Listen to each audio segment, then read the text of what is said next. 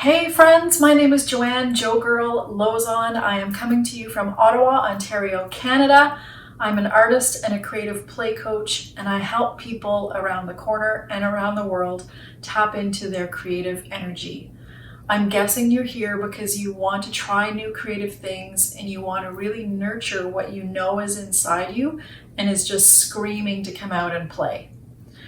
I've created a class for you today using really simple technique of drawing an illustration on a black background with a piece of chalk and then coloring inside and outside the lines until all of the black is covered. Once everything is dry, we use a damp rag to erase the chalk, revealing these really dramatic black thick lines that just brings a pop to the colors you've used and lends a really whimsical, almost folksy look and feel to your painting. In the PDF that's linked around this video, you'll find not only the illustration that we used in this class, but you'll also find two other illustrations that I've provided for you to use as jumping off points. And if you've got a little bit more creative confidence, or if you've got something in your mind that you want to illustrate yourself, by all means, use your own illustration to create your painting.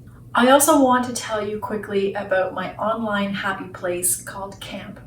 Camp stands for Creative Awakenings, Mindfulness, and Play, and it's a membership site where you can really tap into your creative energy and explore lots of different things. It's like a choose your own creative adventure. There's an ever-growing library of art classes that you can start and stop at your own pace. There's a calendar of events for artist chats, guest lessons, guest interviews, live workshops, and other fun things like scavenger hunts and trivia nights, and we've got more fun stuff coming up. And there's a really beautiful, vibrant community of like-minded and like-hearted creative souls from around the world. We have members in Germany and Europe and Chile and South America and North America, all over the US and Canada, and they're just waiting to welcome you to camp. So I invite you to check that out at camp.joegirl.com. I would love to see you there. But for now, let's get started. I'm going to walk you through what you need for this class, and then I'll show you the step-by-step techniques to create this fun, folksy, whimsical painting. Let's begin.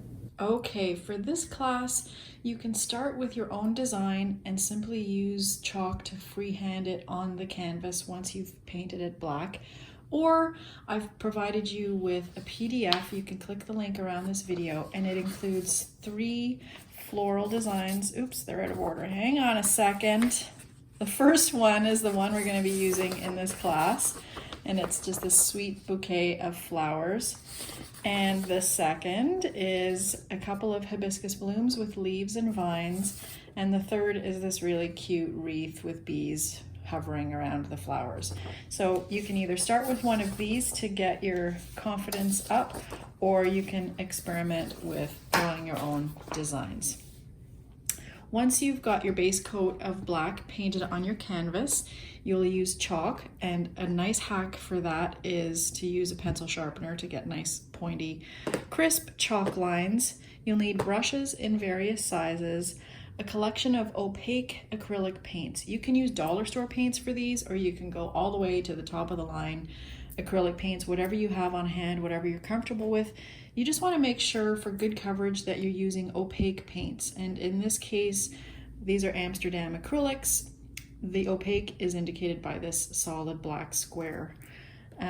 So just look at the reference on the materials that you have. You will also need some fresh water for cleaning your brushes, and a couple of rags, one to dry your brushes and then another clean lint-free cloth to erase the chalk lines once your paint is all dry.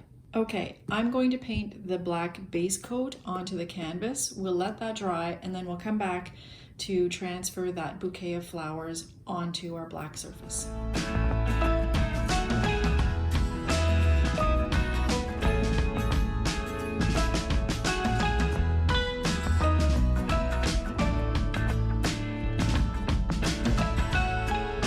Now, as I'm just smoothing out the top after doing the sides, there are a few different approaches you can take. If you're super, neat and tidy, you can just do strokes in the same direction.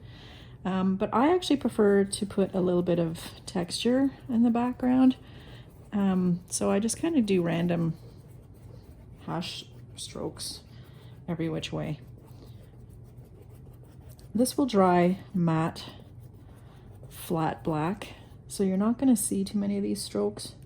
You just really want to make sure that you've got good coverage and that whatever stroke pattern you decide to go with, it's relatively even. All right, now the great thing about acrylics is that they're quick to dry, so I'm going to leave this now for about 15-20 minutes, half an hour to be on the safe side, and we'll come back and apply our illustration. So the next step is to grab your reference illustration, and like I said earlier, I'm going to use this bouquet of flowers, and I'm going to show you a really neat transfer process that I use to replicate a design onto another surface. So I've used this for windows, I've used this for the backs of hoodies, I've used this for other art projects, not necessarily using this outside the lines technique. It's just like making really simple carbon paper or reproduction paper. So we're going to use a piece of chalk, and on the back of the illustration, we're just going to rub the chalk all over. This is a really great size for your 12 by 12 painting because it gives you a little bit of breathing room around the outside of the illustration. Of course, we'll extend these lines out in either direction to meet the edge of the canvas. You could adjust the scale of this illustration to meet the canvas, or you can always use a smaller canvas if you wanted it to be more sized properly. And I like things to be a little bit offside, so I think that is a really good placement for this illustration. It's not perfectly centered, and there's some room over here to play with background color. So the next step is to grab a ballpoint pen, and we're going to outline this design to transfer the chalk onto the canvas. I brought the camera in a little bit tighter to my work surface so you can see what I'm doing. Again, I'm just using a plain old dollar store ballpoint pen to press on these illustration lines.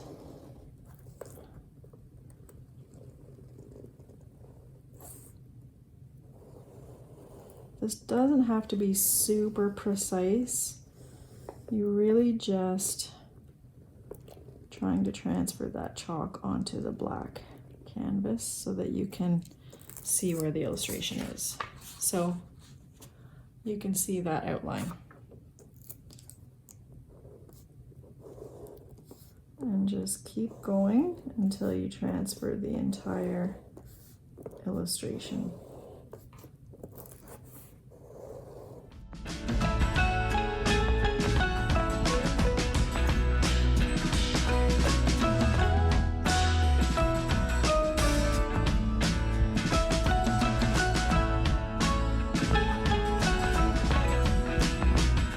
And like I said before, you can bypass this entire step and just freehand your own design. You don't have to use a template at all.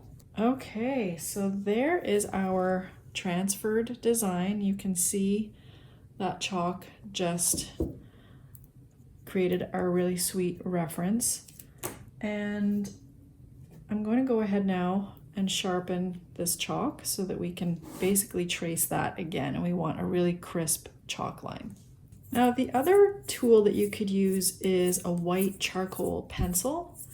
Be careful, do some tests. I actually have one here. I didn't show it in the materials clip because I just remembered that I had one, but I'll show it to you. You must test it to make sure that it's actually white charcoal and not white pastel or like a grease pencil. So I'll show you that in just a second. But alternatively, sharpening your chalk is a really great technique. But because our design is so intricate, you really want to make sure that you have fine chalk lines. So there's the chalk, and then this is the the charcoal pencil that I was mentioning. And it is by Generals, and it's called Charcoal White. The next step now is to use our chalk, our sharpened chalk, and create our actual lines. So I'm going to start top left and work my way down because I'm right-handed and I don't want to smear. So I'm going to start with this flower. And that's about the thickness of the line that I'm comfortable with for an illustration of this scale and detail. So remember that we're not painting over these lines. We're painting around these lines, inside and outside them. So you'll have some really tight areas here. But once the painting is done and you erase the chalk, you'll see some really sweet lines emerge from the black paint in behind.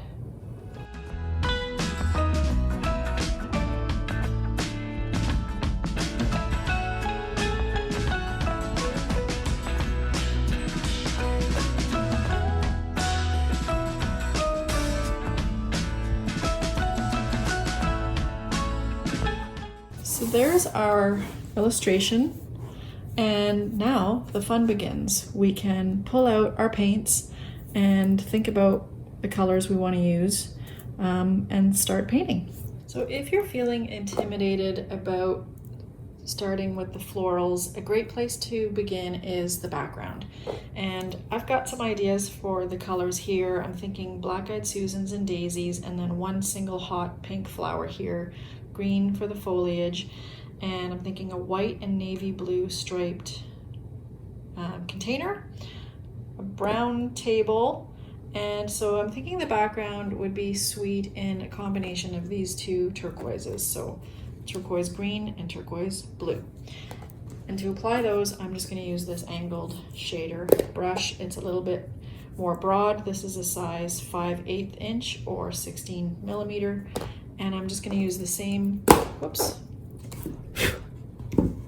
just going to use the same back and forth movement as I did with the black. And really, I like to keep this process super simple. So I don't muck around with palettes and things like that. I love the colors as they are straight out of the container. So I'm just going to go ahead and apply them with my brush. Now, a lot of artists will wrap the color around the sides, and I may do that later. One of the benefits of using the colors right out of the tube is that I can come back and make any touch-ups. If I were to custom make these colors, I might not have much luck unless I make enough getting the right color. So that's another reason just to use colors right out of the tube. But I am going to do some custom blends with the green turquoise in just a second. You'll see how I do that. But yeah, so I could come back with this turquoise blue and paint the outside edges if I wanted to. Okay, so while that is still relatively wet, I'm going to come in with this turquoise green and just do a little mashup. Now you'll see I'm getting close to the chalk, and this is where these angled brushes come in really handy, because you can get your brush to a really fine point. So here's what you want to keep in mind. You don't want to paint over the chalk. You want those chalk lines to stay intact. So you're going to get up close to them, but not paint over them. And that's what's going to create our outline. But you do want to paint over every other bit of black.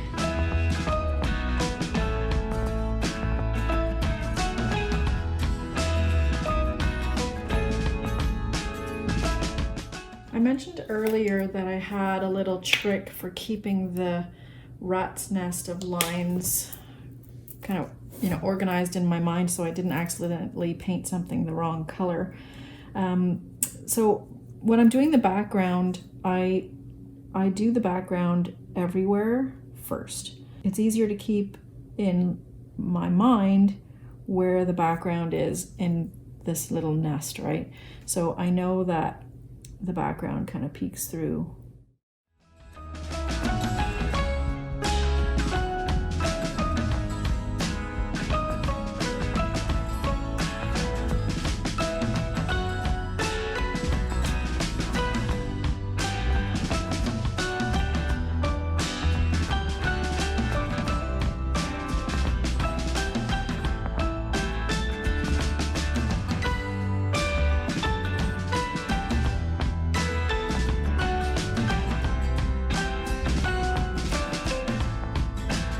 Whoops. Okay, I just accidentally painted over some of that chalk. Now, if I'm quick, I could probably take care of that and just lift it with a damp cloth. But I can also come back later with my black and do some touch-ups. Or I can just, you know, run with it and that'll just be a wonky petal.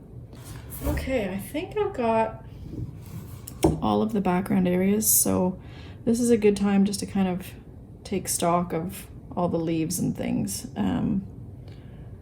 So that's a leaf. Oh, so this here is actually background.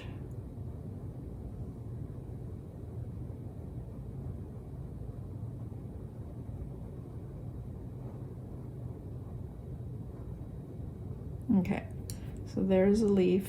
Stem, stem, leaf, leaf, stem, vine, vine, stem, leaf, leaf. Okay, I think we're good. So I'm just going to do a bit more blending of the background and then I'll let it all dry before we come in and paint the flowers. So I'm going to use a small round tip brush for this part. I'm going to start with the yellow. So for these flowers, I'm going to make them black-eyed Susans or Rudbeckia. So they have yellow petals. So I'm going to go and do those first. And then this one I'm going to do in a hot pink with a yellow center. So let's get started with yellow.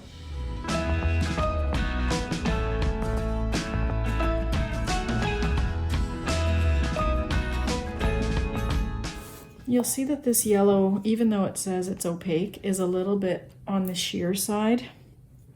So once it's dry, I can come in and do another coat.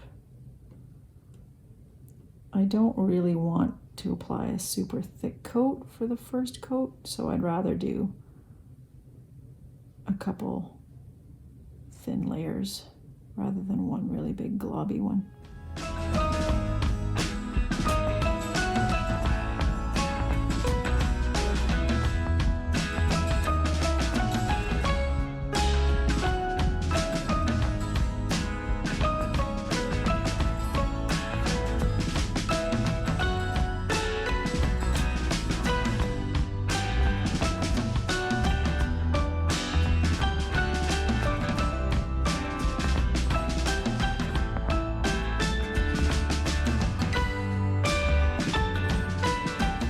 While those dry, I'll just quickly go and get one of the other paintings that I've done using this technique to show you. So this is a painting that I created about a year ago using this same approach. I started with a dark Prussian blue background and I created the illustration with the chalk, and then I just continued layering different shades of blue and turquoise for the background, greens and yellows for the foliage, and pinks and corals and yellows for the flowers. And then I added some iridescent paints in some areas. I think you can probably see a little bit of shimmer there. But this technique is a little bit more precise and a little bit less folksy, whimsical. Next up, let's get the centers of these Black-Eyed Susan's done. I knew I needed this brown for something.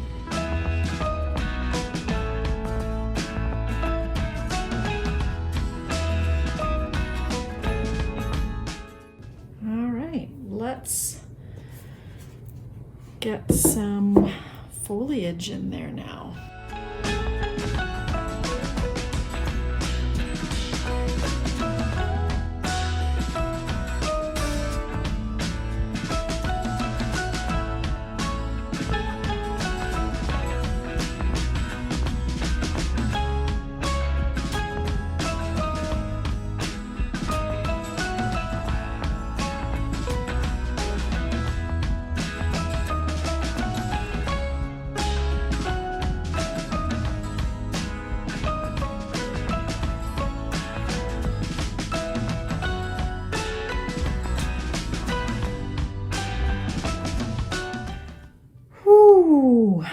What's next?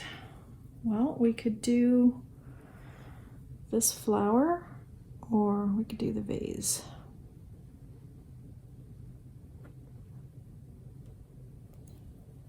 I'm kind of feeling like I want to do the vase, and I'm going to leave that flower and the heart the same color.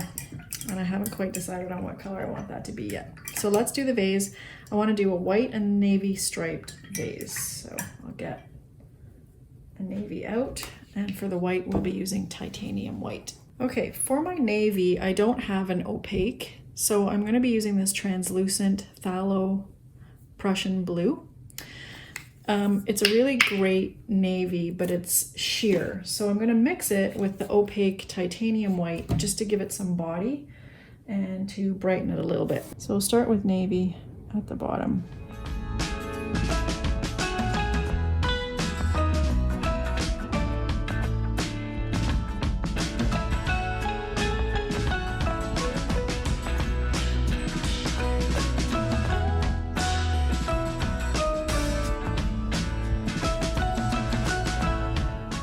We can clean our brush and get the white on it for the rest of the vase.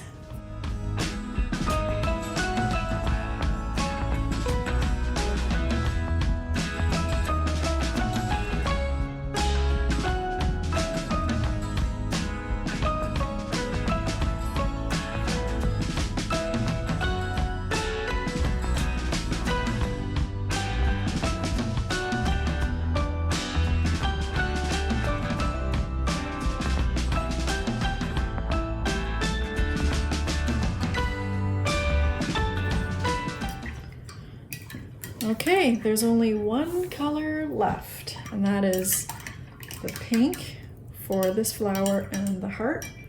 But before we do that, I just want to touch up that center with this yellow.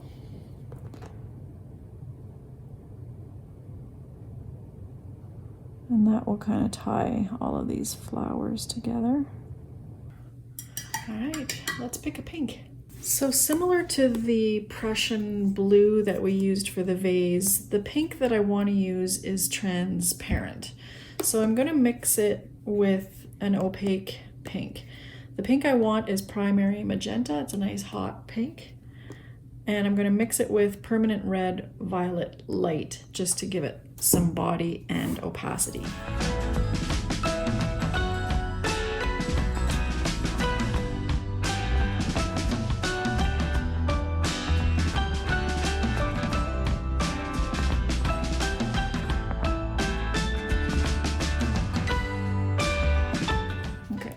Fussing with that heart. So I'm going to let this dry, and while I'm letting this dry, I might actually go ahead and wrap these colors around the edges.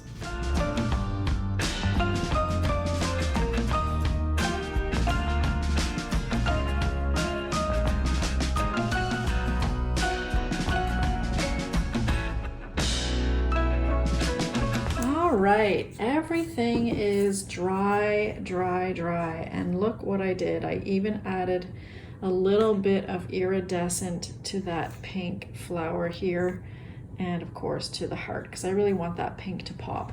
This product is by PBO and it's part of their Dinah series. This is Iridescent Red Blue. And it just has this really fun shimmer to it. This is the part we've been waiting for, and it is erasing the chalk lines. So for this, you want a clean, dust-free rag. Believe it or not, this is clean. And you just want it to be damp, not soaking wet, just damp. So I'm just gonna dip it in my water and then just give it kind of a squeeze to disperse that water. So again, it's just damp, it's not dripping. And really, all we're going to do is gently rub away the chalk. So watch the magic. Just like that. Now that is super rough and I love that about it. If I wanted to, I could go in with the gray and touch it up. Remember, that's why we wanted to keep the paint colors pure, just the way they came out of the tube, so that if we wanted to do any touch-ups, we could. So I might come in and do that, or I might even touch it up with a little bit of the black if I want to define those letters a little bit more.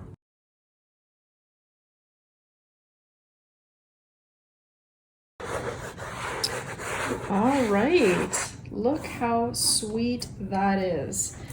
Super adorable, right? So we've got our vines and our flowers and everything is outlined in the black. And you'll notice that there are some areas where the paint kind of went over the lines. And that's okay, you know, in places like this, I might come in with a little bit of black and just touch up, but you can see that these lines are really rustic. They're really rough and whimsical, and I love that, but you might not. And so it's okay if you decide you want to clean some things up a little bit. I'm just seeing a little bit of residual chalk here.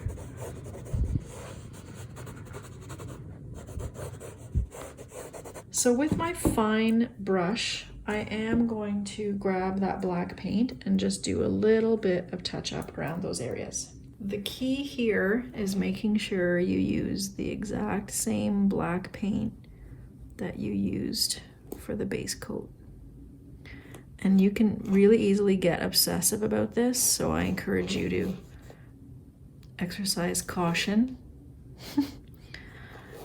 Because you don't want to take over that whimsical feeling here.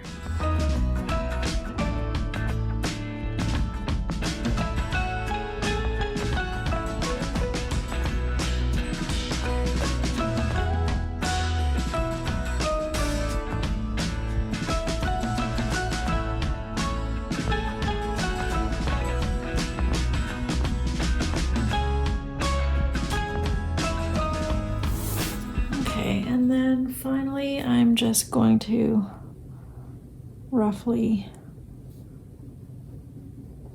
touch up these letters. Now you'll see I'm just using really sketchy brush strokes and letting my brush dry out a bit too, so that the edges aren't super crisp.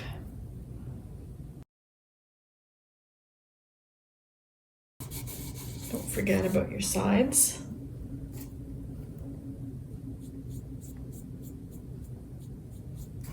All right, the final step in this painting project is to give it a coat of varnish. And for this, I like to use the Liquitex Gloss Medium and Varnish product. I go through a lot of it, so I buy it in bulk. And this is just going to give everything a unified sheen. I'm just rolling it to mix it. It's not something you want to shape because you don't want a lot of bubbles, although we will be brushing it out, so bubbles aren't a huge problem. So by varnishing your piece, not only will it be protected, but it will also unify all of the different sheen levels of the paint and just make all the colors just kind of pop and be super vibrant. So you just need a big old brush. This is a brush that I use exclusively for varnishing. Honestly, it's just a crappy dollar store paintbrush. And again, just like we did with the background, just like we did with the base coat, I'm just going to use crisscross applesauce brush strokes. Just trying to get off any lint. There's one piece of lint that's being super stubborn. Okay, so for this, I'm literally going to just pour it on and around, and don't forget to do the sides. You don't want to overwork this because it can get tacky very quickly.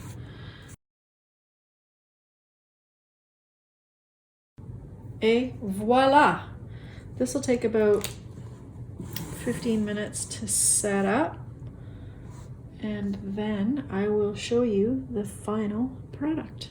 And here is the final varnished painting. You can see that the varnish just created this sweet glistening effect over the whole piece. It really brought to life all of the colors and just made the piece look that much more finished and complete. Don't forget to download the PDF. The link is around this video. You will receive not only the illustration that we used to create this painting, but you'll also receive 2 other options as well. So you've got a collection of 3 paintings all ready to go. You're welcome to use those as often as you like. And of course, I encourage you to try your own illustration. It doesn't have to be flowers, it can be anything. It can be fruit, it can be your dog, it can be a landscape, it can be some other scene, an urban scene, maybe a little neighborhood or a house even. So definitely just have fun with it. Using this chalk technique takes the intimidation factor right out of it. You can make your illustration perfect with the chalk before you lay down the paint. So it's just really simple. I hope you had a lot of fun, and as always, I encourage you to share photos of your finished piece on Instagram and tag me. I'm Hey Joe Girl. I would love to see your work. I hope you enjoy the rest of your time here. Ciao for now.